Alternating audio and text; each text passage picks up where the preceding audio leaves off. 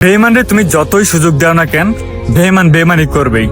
আমি সবসময় একটা কথা বলি, যে মানুষটা মনস্থির করে তোমার সাথে চিট করবে, তুমি তারে যতই সুযোগ দাও না কেন, তুমি প্রয়োজন তার ফোন বারবার চেক করো, ফোনের পাসওয়ার্ড নিজের কাছে রাখো, বা সবার সাথে কথা বলা বন্ধ করে দাও, কিংবা তুমি সবসময় তার পাশে থাকো না কেন, সে কোনো না কোনোভাবে তোমার সাথে চিট করবেই। একবার যদি সে কোনোভাবে ধরা খেয়ে যায়, এরপরে বা সে আরো স্মার্টলি চিট করবে যেন তুমি না ধরতে পারো। আর যে মানুষগুলো লয়াল, সে তোমার থেকে 1000 কিলোমিটার দূরে থাকুক না কেন, 1000 মানুষের ভিড়ে থাকুক না কেন, সে সবসময় তোমার কথাই মনে করবে, তোমার কথাই ভাববে।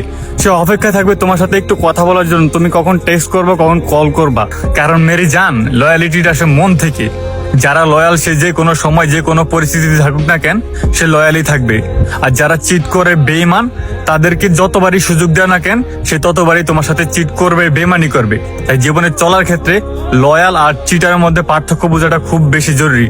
যার জীবনে একজন চিটার বেঈমান আসছে, তার জীবনটা পুরো নষ্ট করে দিয়ে গেছে।